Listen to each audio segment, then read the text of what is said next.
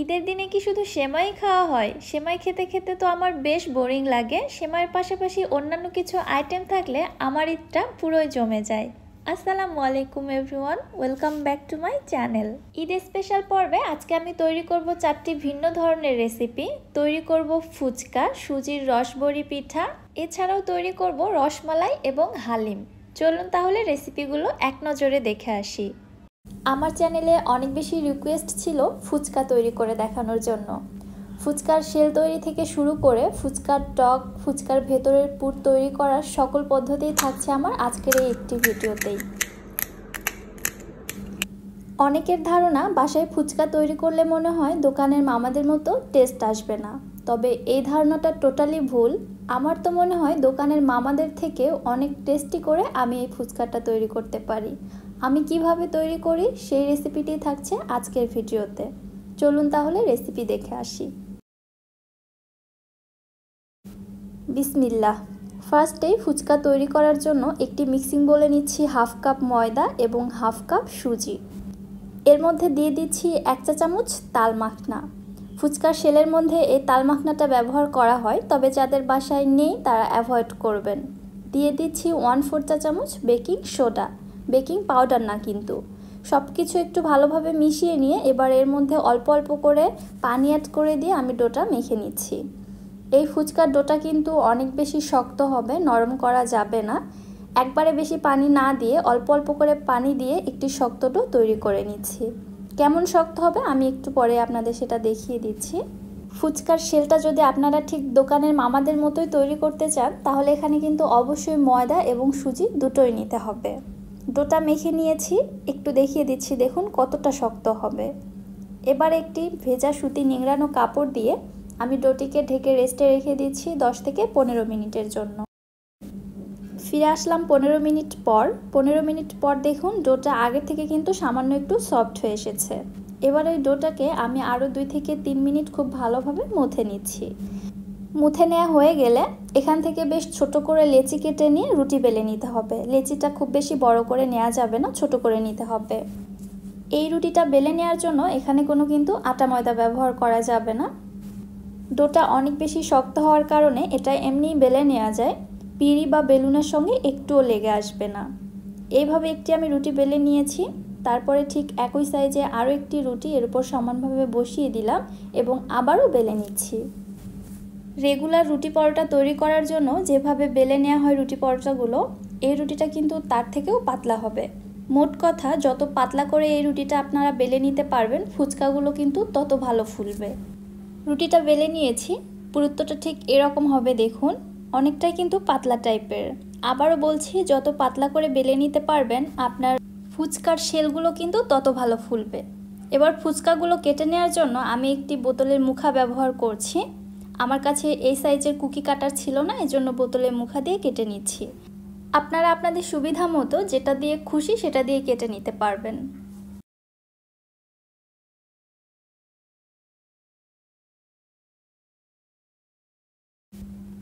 একটি রুটি থেকে এখানে বেশ অনেকগুলোই ফুচকা তৈরি হয়ে গেছে। অতিরিক্ত সাইডে যে অংশগুলো এবার উঠিয়ে নিচ্ছি, এগুলো কিন্তু ফেলে দিব না, পুনরায় আবার রুটি বেলে এভাবে ফুচকা তৈরি করে নিব। ফুচকা তো রেডি হয়ে গেল, দেখতে পাচ্ছেন। এবার শুধু ভেজে নেওয়ার পালা। এদিকে চুলায় একটি প্যানের মধ্যে পর্যাপ্ত পরিমাণে তেল আমি গরম করতে দিয়েছি। ফুচকা ভাজার জন্য কিন্তু তেলটা হাই হিটে একদম ধোয়া ওঠা গরম করে নিতে হবে, তাহলে দেখবেন ফুচকা ছেড়ে দেওয়ার সঙ্গে সঙ্গে ফুলে উঠছে। তেল যদি প্রপার ওয়েতে গরম না হয় আপনার ফুচকা কিন্তু কোনোভাবেই ফুলবে না। আমার ফুচকাগুলো দেখতেই পাচ্ছেন তেলে দেওয়ার সঙ্গে সঙ্গে কিন্তু ফুলে একদম টইটম্বুর হয়ে যাচ্ছে। দু একটি ফুচকা ফুলবে না, এতে কোনো সমস্যা নেই। এরা কেন ফুলে না সেটা আসলে আমারও জানা নেই। এক সাইড থেকে যখন হয়ে এসেছে ফুচকাগুলো আমি উল্টিয়ে দিচ্ছি, দেখতেই পাচ্ছেন অপর সাইডে খুব সুন্দর একটা কালার চলে এসেছে এবং এরই মধ্যে কিন্তু ক্রিস্পিও হয়ে গেছে। যখন দেখবেন ফুচকাগুলো ফুলে উঠেছে ঠিক ওই পর্যায়ে চুলার হিটটাকে কমিয়ে দিবেন এবং ওই হিটে এই ফুচকাগুলোকে ক্রিস্পি করে ভেজে নিতে হবে। উল্টে পাল্টে দুপাশে কালার আসা পর্যন্ত এবং ক্রিস্পি হওয়া পর্যন্ত ফুচকাগুলোকে আমি ভেজে নিয়েছি, দেখতে পাচ্ছেন। এবার আপনাদের একটু দেখিয়ে দিচ্ছি ফুচকার শেলগুলো আসলে কতটা ক্রিস্পি হয়েছে। দোকানের মামাদের মতো হয়েছে কিনা সেটা আপনারাই বলবেন।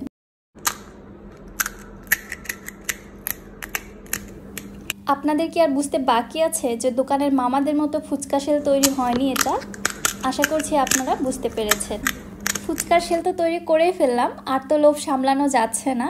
ফুচকার টক এবং পুরটাও তো রেডি করতে হবে, চলুন দেখে আসি।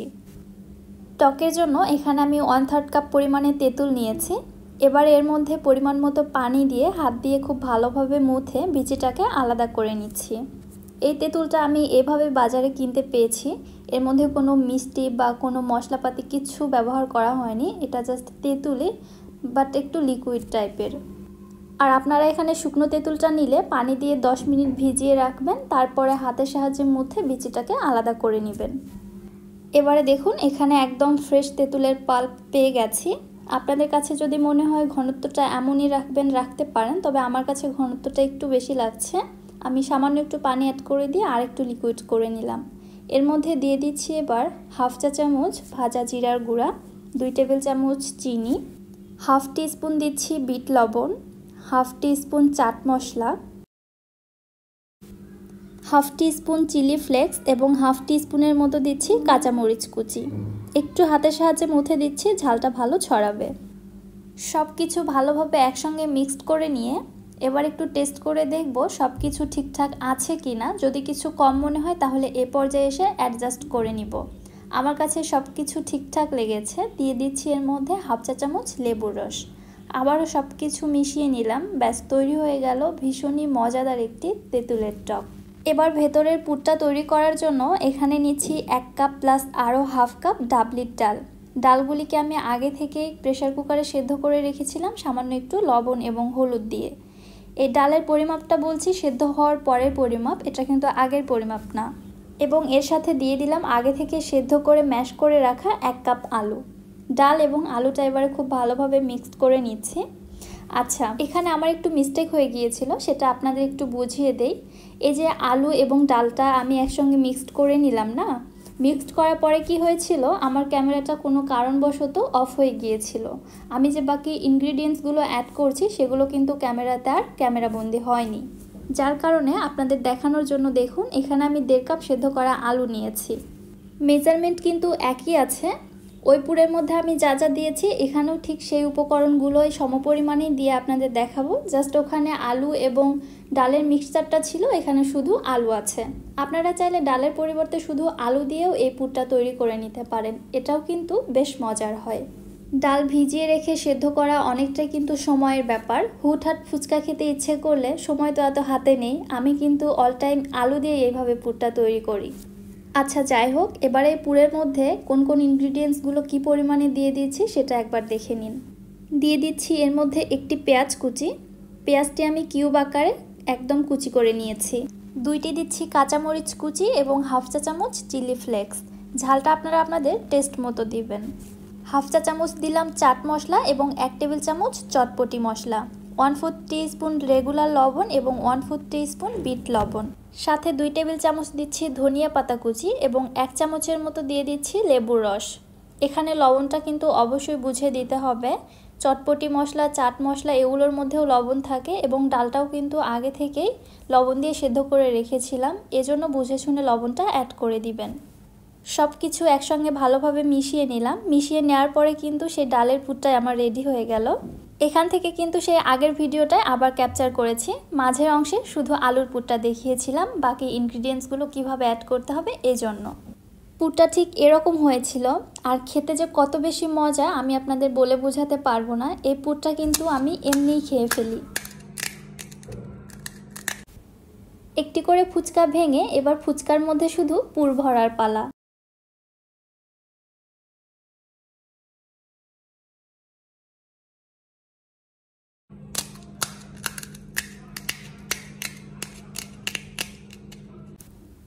আলহামদুলিল্লাহ, এই ফুচকাগুলো খেতে এত বেশি মজা লাগে, আমার কাছে তো দোকানের মামারাও ফেল।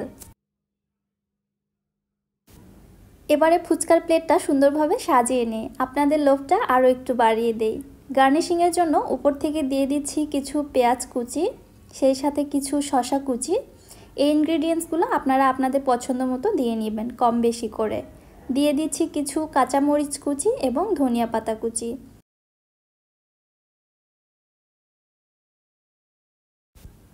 এবার সব শেষে উপর থেকে সেদ্ধ ডিম গ্রেট করে দিচ্ছি। একদম লাগছে না দোকানের মামাদের মতো ফুচকার প্লেটটা। আমার মনে হয় আপনাদের জিভে অলরেডি পানি চলে আসছে। ভয়েস ওভার দিতে গিয়ে আমারও কিন্তু সেম অবস্থা। একইভাবে আমি আরও একটি প্লেট সাজিয়ে নিচ্ছি।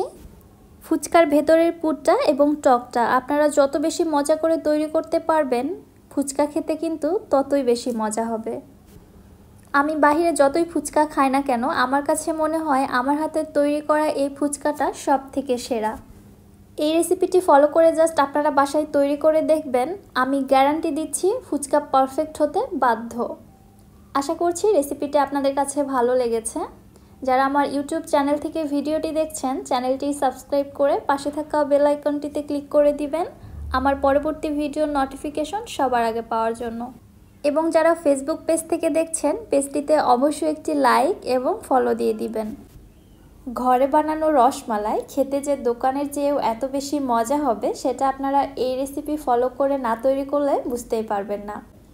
আজকে আমি তৈরি করব আমার খুবই পছন্দের একটি মিষ্টি, তৈরি করে দেখাবো রসমালাই। বিসমিল্লাহির রহমানির রহিম।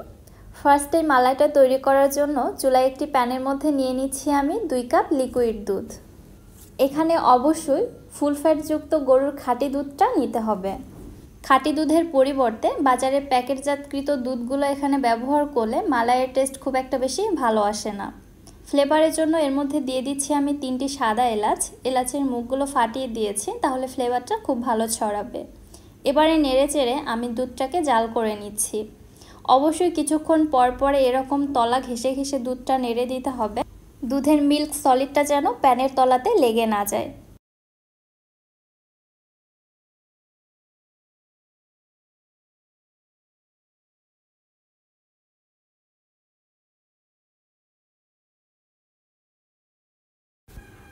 এভাবেই কিন্তু রসমালাইয়ের মালাইটা তৈরি করে নিতে হবে। চুলার উপর দুধটা জাল হতে থাক, ততক্ষণে আমি রসমালাইগুলো তৈরি করে নিব। রসমালাই মিষ্টির বলগুলো তৈরি করার জন্য আমি আগে থেকে ছানাটা প্রিপেয়ার করে রেখেছিলাম। এখানে আমি 1.5 লিটার দুধের ছানা নিয়েছি। ভিডিওটি অনেক বড় হয়ে যাবে, যার কারণে ছানা তৈরির প্রসেসটা আমি আপনাদের দেখাইনি, তবে একটু মুখে বলে দিচ্ছি। 1.5 কেজি দুধ আমি চুলায় জাল করে নিয়েছি। যখন দুধের মধ্যে বলক এসেছে, ওই পর্যায়ে চুলাটিকে বন্ধ করে দিয়ে 1/2 কাপ পানির সঙ্গে 4 টেবিল চামচ ভিনেগার দিয়ে একটি ভিনেগার সলিউশন তৈরি করে নিয়ে ওই পানিটাকে আমি ধীরে ধীরে দুধের মধ্যে ঢেলে দিয়ে আমি ছানাটা তৈরি করে নিয়েছি।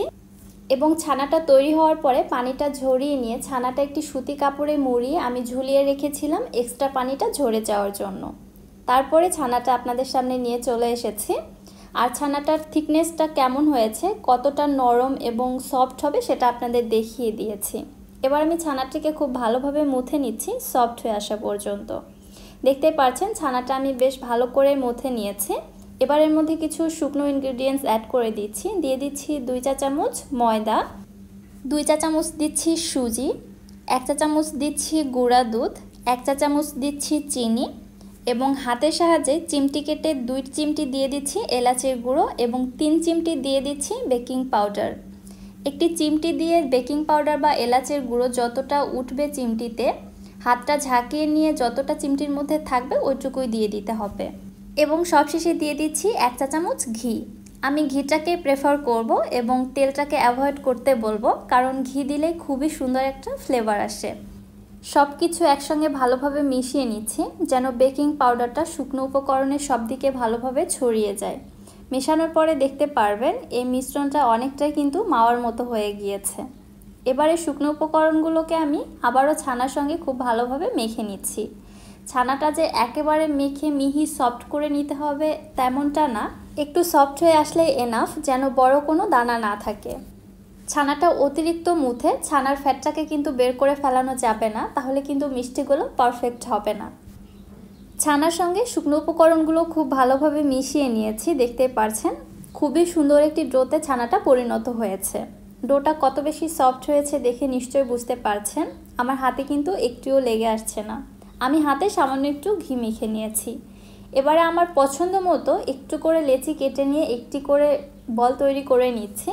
আপনারা চাইলে আপনাদের ইচ্ছে মতো যে কোনো সাইজে এই বলগুলো তৈরি করে নিতে পারেন, তবে আমার কাছে গোল শেপটাই ভালো লাগে, এজন্য আমি গোল করেই তৈরি করে নিচ্ছি। কালোজাম মিষ্টি যেভাবে তৈরি করা হয় চাইলে আপনারা ওই শেপটাও দিয়ে নিতে পারেন। যতটা সম্ভব আমি ছোট করে বলগুলো তৈরি করার চেষ্টা করছি, কারণ এই মিষ্টির বলগুলো শিরাতে দেওয়ার পরে কিন্তু ফুলে আরও ডাবল হয়ে যাবে এবং মিষ্টির বলগুলোর গায়ে যেন কোনো ফাটল বা ক্র্যাক না থাকে সেই দিকটাও লক্ষ্য রাখবেন। যদি গায়ে কোনো ফাটল বা ক্র্যাক থাকে শিরার মধ্যে দেওয়ার পরে কিন্তু বলগুলো ভেঙে চুরমার হয়ে যাবে, এজন্য সফট করে তৈরি করে নিতে হবে। সবগুলো মিষ্টির বল তো তৈরি করা হয়ে গিয়েছে, চলে আসলাম চুলাতে। একটি প্যানের মধ্যে নিচ্ছি আমি 1 কাপ প্লাস আরও হাফ কাপ চিনি এবং দিয়ে দিচ্ছি 4 কাপ পানি। এখানে একটু বলে রাখি, অনেক সময় দেখা যায় অনেকে অতিরিক্ত শিরা তৈরি করে। এখানে একটি বিষয় হচ্ছে, আপনারা যদি পাত্র ছোট নেন তাহলে কিন্তু শিরার পরিমাণ কম দিয়েই হয়ে যায়, আর যদি পাত্র বড় নিয়ে থাকেন তাহলে শিরার পরিমাণটা বেশি লাগে, সেই ক্ষেত্রে চিনিটাও বেশি ব্যবহার করতে হয়। আমি ছোট পাত্র নিয়েছি এবং কম চিনির মধ্যে আপনাদের মিষ্টিটা তৈরি করে দেখাচ্ছি। এতে করে যেমন আপনাদের চিনির খরচটা কমে এলো, তেমনি বাকি যে শিরাটা থাকবে ওইটাও আর ওয়েস্ট হবে না। ওইটা কীভাবে কাজে লাগানো যাবে সেটাও আমি পরবর্তীতে আপনাদের দেখিয়ে দিচ্ছি। শিরার মধ্যে 2টি এলাচ দিয়েছিলাম ফ্লেভারের জন্য। শিরার মধ্যে যখন বলক এসেছে এলাচ দুটোকে আমি উঠিয়ে ফেলিয়ে দিলাম। এবার তৈরি করে রাখা ছানার বলগুলো শিরার মধ্যে দিয়ে দিচ্ছি। সবগুলি বল একবারে ধাপ করে ঢেলে দেওয়া যাবে না, তাহলে শিরার টেম্পারেচারটা কিন্তু একেবারে ডাউন হয়ে যাবে, সেই ক্ষেত্রে মিষ্টিগুলো চুপসে যাবে। এজন্য একটি একটি করে দিব, এতে করে শিরার টেম্পারেচারটা একদম ব্যালেন্সে থাকবে। সঙ্গে সঙ্গে ঢাকনা দিয়ে ঢেকে মিষ্টিগুলোকে কুক করে নিচ্ছি 5 মিনিটের মতো। এর মধ্যে আর ঢাকনাটা উঠাবো না। 5 মিনিট পরে ঢাকনাটি উঠিয়ে নিলাম। দেখুন প্রত্যেকটি মিষ্টি কিন্তু ফুলে ডাবল হয়ে গিয়েছে। এবার একটি হাতার সাহায্যে এইভাবে ঘুরিয়ে ঘুরিয়ে আমি মিষ্টিগুলোকে একটু দুলিয়ে দিচ্ছি, যেন মিষ্টিগুলো একটু ঘুরে যায়, তাহলে শিরাটা খুব ভালোভাবে ঢুকবে এবং ভালোভাবে কুকড হবে উপর নিচ থেকে। যখন দেখবেন শিরাটা আগের তুলনায় কিছুটা ঘন হয়ে এসেছে, ঠিক ওই পর্যায়ে এর মধ্যে দিয়ে দিচ্ছি ফুটন্ত গরম পানি। পানিটাও একবারে ধাপ করে ঢেলে দিব না, আমি হাতার সাহায্যে নিয়ে এইভাবে ঘুরিয়ে ঘুরিয়ে পানিটাকে অল্প অল্প করে শিরার মধ্যে ফেলছি। এইভাবে শিরার মধ্যে পানিটা অ্যাড করলে শিরার টেম্পারেচারটা একদম ব্যালেন্সে থাকবে, এতে করে মিষ্টিগুলো চুপসে যাওয়ার কোনো চান্সই থাকবে না। একবার দিয়ে দেওয়ার পরে আবার কিছুক্ষণ জাল করার পরে আবার যখন দেখবেন শিরাটা ঘন হয়ে এসেছে, ঠিক আবারও ওই একই প্রসেসে পানি অ্যাড করে দিতে হবে, সেটা অবশ্যই গরম পানি। আমি অন্য একটি চুলাতে একদম ফুটন্ত গরম পানি করে নিয়েছি, চুলার উপর থেকে সরাসরি গরম পানিটা নিয়েই কিন্তু এখানে অ্যাড করে দিচ্ছি।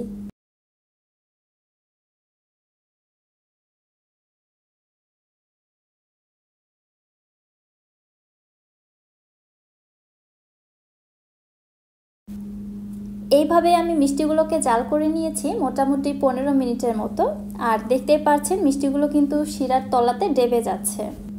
শিরাটাও আগের তুলনায় বেশ কিছুটা ঘন হয়ে এসেছে। যেহেতু মিষ্টি হয়ে গিয়েছে এর মধ্যে আর কোনো পানি অ্যাড করছি না। একটু দেখাচ্ছি আপনাদের, দেখুন মিষ্টিগুলো কত বেশি সফট আছে।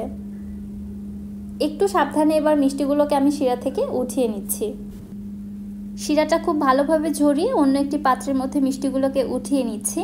এই শিরার মধ্যে মিষ্টিগুলোকে ঠান্ডা করার কোনো প্রয়োজন নেই, গরম থাকা অবস্থাতেই আমি উঠিয়ে নিচ্ছি। রসমালাইয়ের মিষ্টিগুলো কত বেশি পারফেক্ট হয়েছে, মিষ্টির টুকরোগুলো কত বেশি গোল গোল রয়েছে, আশা করছি আপনারা বুঝতে পেরেছেন।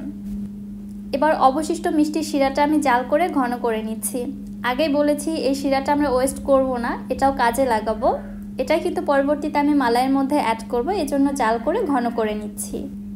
এতে কিন্তু আপনারা আমাকে কিপটা ভাববেন না, মিষ্টি তৈরি করার পরে এই শিরাটা কিন্তু নষ্ট হয়ে যায়। এটা কিভাবে কাজে লাগানো যায় এই জন্য আমি এই প্রসেসটা আপনাদের দেখিয়ে দিচ্ছি। শিরাটা অনেকটাই ঘন হয়ে এসেছে, এর থেকে বেশি ঘন করব না, তাহলে আবার ক্রিস্টালাইজড হয়ে যাবে। এই অবস্থাতেই চুলা থেকে নামিয়ে রাখছি। আর ওই যে অপর দিকে আমি দুধটা জাল করতে রেখেছিলাম চুলাতে, সেটা দেখুন ঘন হয়ে কিন্তু প্রায় 1 লিটারেরও কম হয়ে এসেছে। আর মালাইয়ের কালারটা দেখুন কত বেশি পারফেক্ট এসেছে। এর মধ্যে এক্সট্রা কোনো কিছুই অ্যাড করতে হয়নি, একদম অথেন্টিক একটি কালার চলে এসেছে। এর মধ্যে যে এলাচগুলো ছিল ওগুলো আমি উঠিয়ে ফেলে দিলাম। এবার যে সুগার সিরাপটা আমি জাল করে রেখেছিলাম ওইটা এর মধ্যে অ্যাড করে দিলাম। আমি পুরোটা সিরাপ এখানে দিয়েছি, এতে মিষ্টির ব্যালেন্সটা ঠিকঠাক ছিল। আপনারা আপনাদের টেস্ট বুঝে শিরাটা অ্যাড করে দিবেন। শিরাটা ভালোভাবে মিশিয়ে নেওয়ার পরে এবার তৈরি করে রাখা মিষ্টির বলগুলো আমি এই মালাইয়ের মধ্যে দিয়ে দিচ্ছি এবং আলতো করে নেড়ে দিব যেন বলগুলো ভেঙে না যায়। এই মালাইয়ের মধ্যে মিষ্টির বলগুলোকে আমি 5 থেকে 6 মিনিট আবারও জাল করে নিচ্ছি। এতে করে মালাইটা আরও একটু ঘন হয়ে আসবে এবং মিষ্টির মধ্যে মালাইটা খুব ভালোভাবে প্রবেশ করবে। দেখতেই পাচ্ছেন মালাইটা আরও কিছুটা ঘন হয়ে এসেছে এবং কালারটাও কিন্তু আরও বেশি পারফেক্ট চলে এসেছে। আমি আর বেশি জাল করছি না, কারণ ঠান্ডা হওয়ার পরে মালাইটা আরও বেশ কিছুটা ঘন হয়ে আসবে। এ পর্যায়ে চুলাটিকে অফ করে দিয়ে অপেক্ষা করছি রসমালাইটা পুরোপুরি ঠান্ডা হয়ে আসা পর্যন্ত। তারপরে আমি আপনাদের সার্ভ করে দেখাচ্ছি। দেখতে পাচ্ছেন কি রসমালাইয়ের মধ্যে কত ছোট ছোট সরের টুকরো রয়েছে। আপনারা যখন এই ঘন মালাইয়ের রসমালাইটা খাবেন, সরের টুকরোগুলো আপনার দাঁতের নিচে পড়বে, তখন কী যে মজা লাগতে পারে জাস্ট ইমাজিন করেন। সরের টুকরোতে ভরা, সেই সাথে ঘন মালাইয়ের এই রসমালাইটা খেতে আমার কাছে খুবই বেশি ভালো লাগে। আমার মনে হয় এত মজাদার রসমালাইটি আপনারা কোনো মিষ্টির দোকান বা কোনো রেস্টুরেন্টেও কিনতে পারবেন না। এইভাবে জাস্ট একবার বাসায় তৈরি করে দেখতে পারেন, আপনারা বাহির থেকে আর রসমালাই কিনেই খেতে চাইবেন না। এত কম খরচে এত মজাদার রসমালাই যদি বাড়িতেই তৈরি করা যায়। রসমালাইয়ের মিষ্টিগুলো জাস্ট দেখুন কত বেশি রসালো, নরম, তুলতুলে এবং সফট হয়েছে। মানে বাজারে যে রেডি করা হালিম মিক্সগুলো পাওয়া যায়, আজকে আমি ওই হালিম মিক্স দিয়ে এই হালিমটা রান্না করে দেখাবো। অনেকেরই ধারণা বাজারে কেনা রেডি করা হালিম মিক্স দিয়ে হালিম রান্না করলে রেস্টুরেন্ট বা হোটেলের মতো সেই স্বাদটা আসে না। আজকে আমি একদম রেস্টুরেন্ট বা হোটেলের স্বাদে হালিমটা রান্না করে দেখানোর চেষ্টা করেছি। আশা করছি রেসিপিটা আপনাদের কাছে ভালো লাগবে। চলুন তাহলে রেসিপি দেখে আসি। বিসমিল্লাহ। আগেই তো বলেছি হালিমটা রান্না করব বাজারে রেডি করা হালিম মিক্স দিয়ে। আপনারা যে ব্র্যান্ডেরই হালিম মিক্স নেন না কেন, তার মধ্যে দেখতে পারবেন দুইটি প্যাকেট রয়েছে। বড় যে প্যাকেটটি রয়েছে তার মধ্যে থাকবে যে এরকম কিছু চাল, ডাল অথবা শস্যদানার মিশ্রণ, এবং ছোট যে প্যাকেটটি রয়েছে তার মধ্যে থাকবে হালিমের মশলা। এই মশলাটার মধ্যে কিন্তু মশলা জাতীয় সকল উপকরণ দেয়া থাকে, এটা দিয়ে মূলত হালিম রান্না করা হয়। তবু আমি দেখিয়ে দিব কিভাবে এই হালিমটা আপনারা আরও অনেক বেশি মজা করে রান্না করতে পারবেন। মশলাটিকে আমি এক সাইডে রেখে দিচ্ছি, চলে যাচ্ছি হালিম তৈরির মূল প্রিপারেশনে। হালিম মিক্সের মধ্যে যে চাল ডালের মিশ্রণটা ছিল ওটা আমি একটি মিক্সিং বোলের মধ্যে নিয়ে নিচ্ছি। এবার এর মধ্যে দিয়ে দিচ্ছি 2 কাপ একদম ফুটন্ত গরম পানি। এখানে অবশ্যই গরম পানিটা ব্যবহার করতে হবে, ঠান্ডা পানি ব্যবহার করা যাবে না। পানিটা সম্পূর্ণ ঢেলে দেওয়ার পরে সঙ্গে সঙ্গে নেড়ে দিচ্ছি, কারণ পানি দেওয়ার পরে এই শস্যদানার মিশ্রণগুলো কিন্তু জমাট বেঁধে যায়। প্রয়োজনে একটি হ্যান্ড উইস্ক দিয়ে খুব ভালোভাবে নেড়ে চেড়ে মিশিয়ে নিতে হবে, চাল ডাল যেন এখানে কোনোভাবেই দলা বেঁধে না থাকে। প্রয়োজনে এখানে আরও সামান্য একটু পানি আমি অ্যাড করে দিলাম। আবারও একটু নেড়েচেড়ে মিশিয়ে নিয়ে মিশ্রণটাকে আমি এক সাইডে রেখে দিচ্ছি।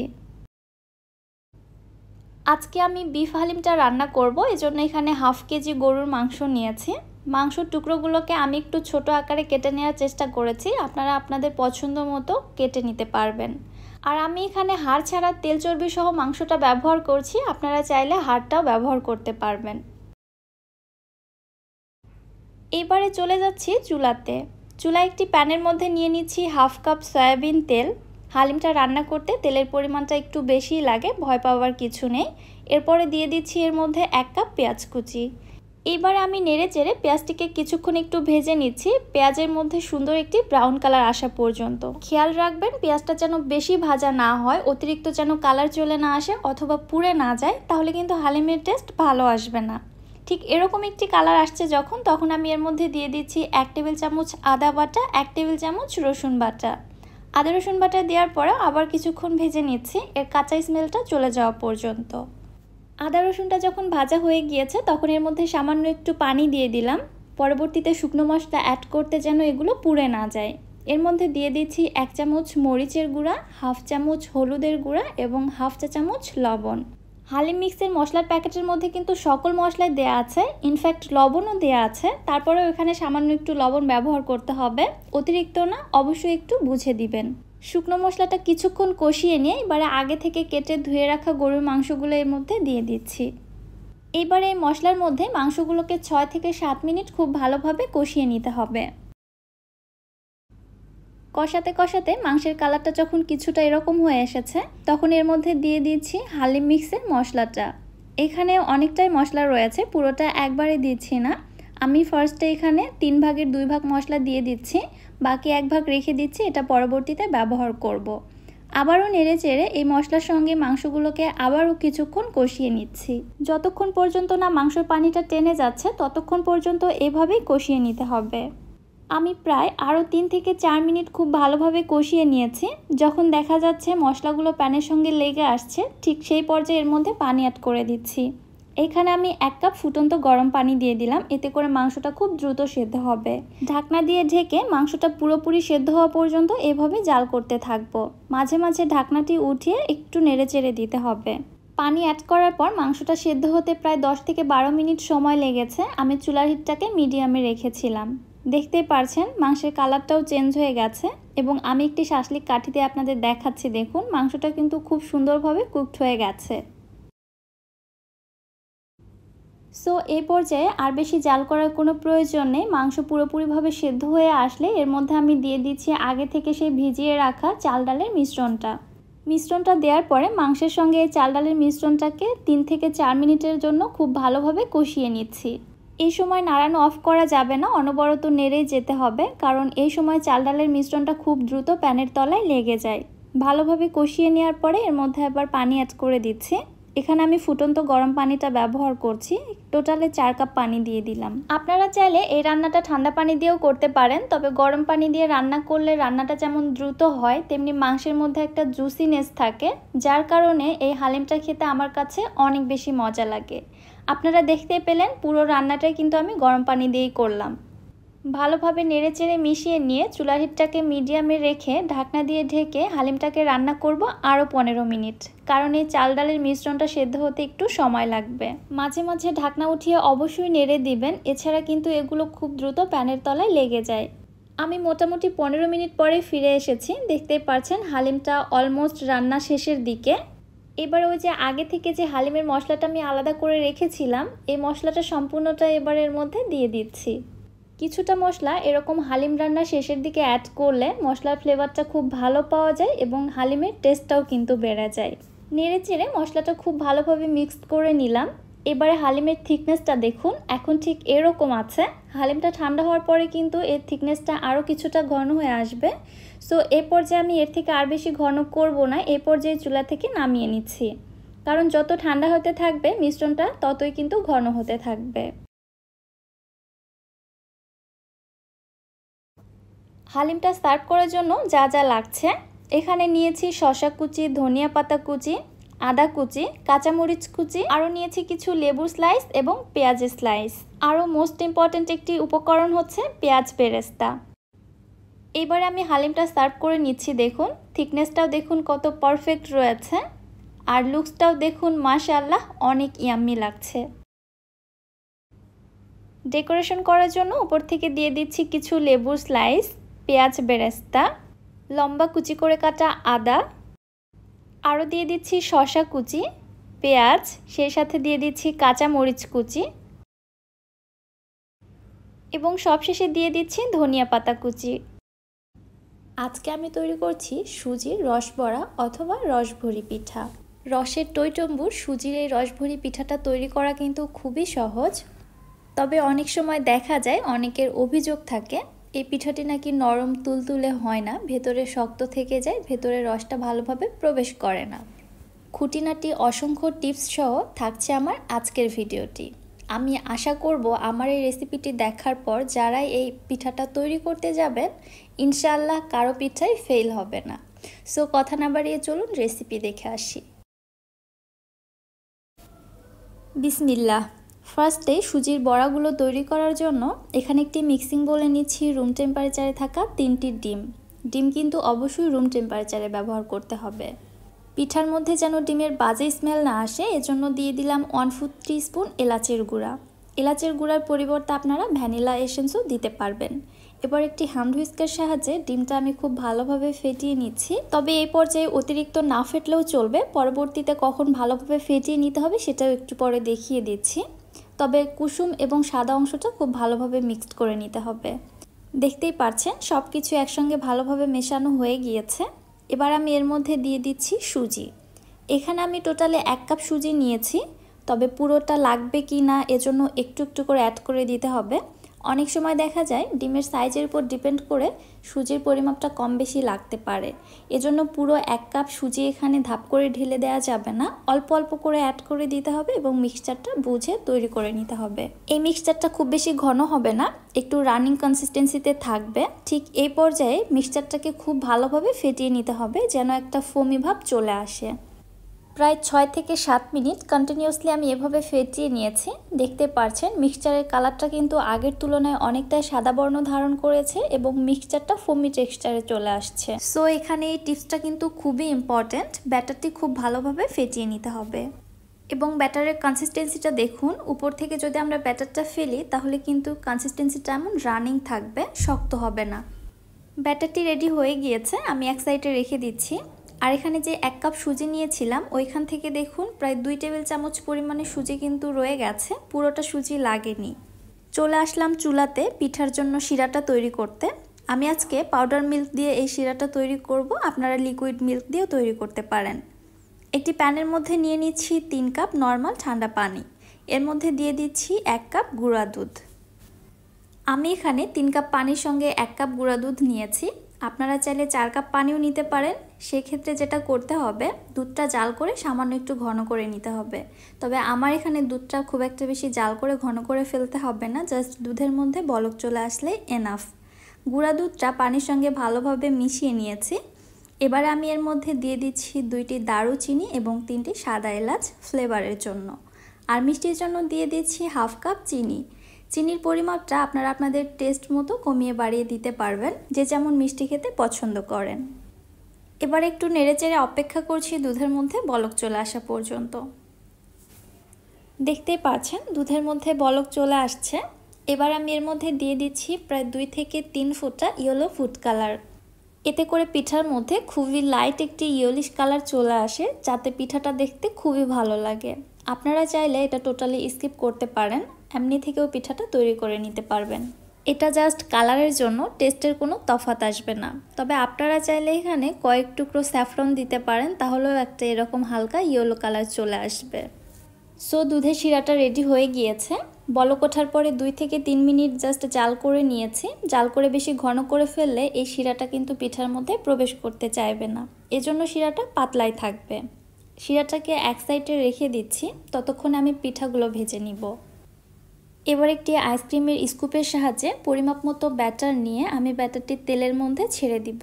আমি একটি আইসক্রিমের স্কুপ এখানে ব্যবহার করছি, এতে করে পিঠাটা দিতে যেমন সুবিধা হয়, পিঠাগুলো কিন্তু খুব ভালো গোল হয়। তবে আপনারা চামচের সাহায্যেও দিতে পারেন, কোনো প্রবলেম নেই, যে যেটাতে কমফর্ট ফিল করেন আর কি। আমি পরিমাপ মতো ব্যাটার নিয়ে এর মধ্যে দিয়ে দিচ্ছি। খেয়াল করেছেন হয়তো ব্যাটারটা কিন্তু তেলের উপর ভেসে যাচ্ছে, তাহলে বুঝতে হবে এই ব্যাটারটা কত বেশি ফ্লাফি হয়েছে। এত বেশি ফ্লাফি এবং হালকা হওয়ার কারণেই কিন্তু ব্যাটারটা তেলের উপর দেওয়ার সঙ্গে সঙ্গে এক সাইড থেকে অন্য সাইডে ভেসে চলে যাচ্ছে, ব্যাটারটা তেলের তলাতে পড়ে যাচ্ছে না। আর এই পিঠাগুলো যখন তেলের মধ্যে ছাড়বো, তেলের টেম্পারেচারটা কিন্তু বেশি থাকবে না, হালকায় থাকবে। এবং পিঠা ভাজার ফার্স্ট থেকে লাস্ট পর্যন্ত চুলার হিট থাকবে মিডিয়াম এবং লোয়ের মাঝামাঝি। আর আমি পিঠাগুলো ফার্স্টে যখন তেলের মধ্যে ছেড়েছি, ভিডিওটা একটু রিটার্ন করে দেখতে পারেন ওই সময় তেলের টেম্পারেচারটা কেমন ছিল। পিঠা ছাড়ার সঙ্গে সঙ্গে কিন্তু পিঠার চারপাশে বুদবুদ ক্রিয়েট হচ্ছিল না, একটু পরে হচ্ছিল। সো বুঝতে পারছেন তেলের টেম্পারেচারটা ঠিক কেমন থাকবে। এবার বেশিক্ষণ ভেজে নিব না এই পিঠাগুলো।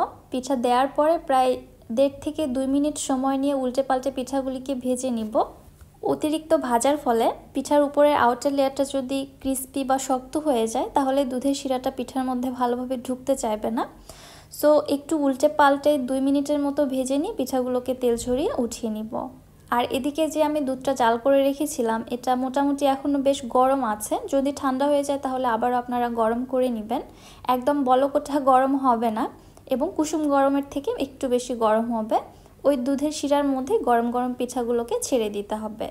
সবগুলো পিঠায় আমি দিয়ে দিলাম এবং একটু নেড়ে চেড়ে দুধের সঙ্গে উল্টে পাল্টে দিচ্ছি। এবার একটি ঢাকনা দিয়ে ঢেকে এই পিঠাগুলোকে রেস্টে রেখে দিচ্ছি 1.5 থেকে 2 ঘন্টার জন্য। এর মধ্যে পিঠার লুকটা কিন্তু পুরোই চেঞ্জ হয়ে যাবে।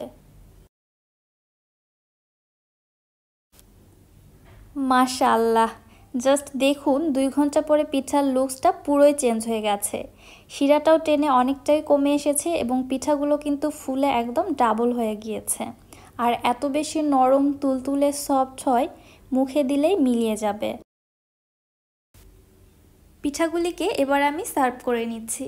আপনারা চাইলে এই পিঠাটা রাত্রে বানিয়ে সারা রাত দুধের মধ্যে ভিজিয়ে রাখতে পারেন, পরের দিনে সকালে খাবেন, দেখবেন আরও ভালো রেজাল্ট পাবেন।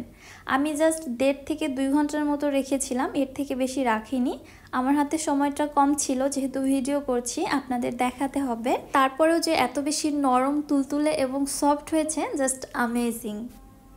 এই পিঠাটি আপনারা যাকেই তৈরি করে খাওয়ান না কেন আপনার প্রশংসা করতে কিন্তু বাধ্য। এই পিঠার বিশেষত্বই হচ্ছে তুলার মতো নরম তুলতুলে এবং মুখে দিলেই জাস্ট মিলিয়ে যাবে। কত বেশি রসের টইটম্বুর হয়েছে সেটাও একটু আপনাদের দেখাই, এবার দেখুন। কি বুঝতে পারলেন তো কত বেশি রসালো হয়েছে পিঠাটা? এবার একটু কেটে দেখাই। চামচ লাগানোর সঙ্গে সঙ্গেই কিন্তু পিঠাটা কেটে গেল, এখানে একটুও প্রেশার ক্রিয়েট করতে হয়নি। আশা করছি রেসিপিটি আপনাদের কাছে ভালো লেগেছে। রেসিপিটি ভালো লাগলে যারা আমার ইউটিউব চ্যানেল থেকে ভিডিওটি দেখছেন, চ্যানেলটি সাবস্ক্রাইব করে পাশে থাকা বেল আইকনটিতে ক্লিক করে রাখবেন আমার পরবর্তী ভিডিওর নোটিফিকেশন সবার আগে পাওয়ার জন্য। এবং যারা ফেসবুক পেজ থেকে দেখছেন, পেজটিতে অবশ্যই একটি লাইক এবং ফলো দিয়ে দিবেন। সো আজকে আর বেশি কথা বাড়াচ্ছি না, আজকের মতো এখানেই বিদায় নিচ্ছি। সবাই ভালো থাকবেন, সুস্থ থাকবেন। আল্লাহ হাফেজ।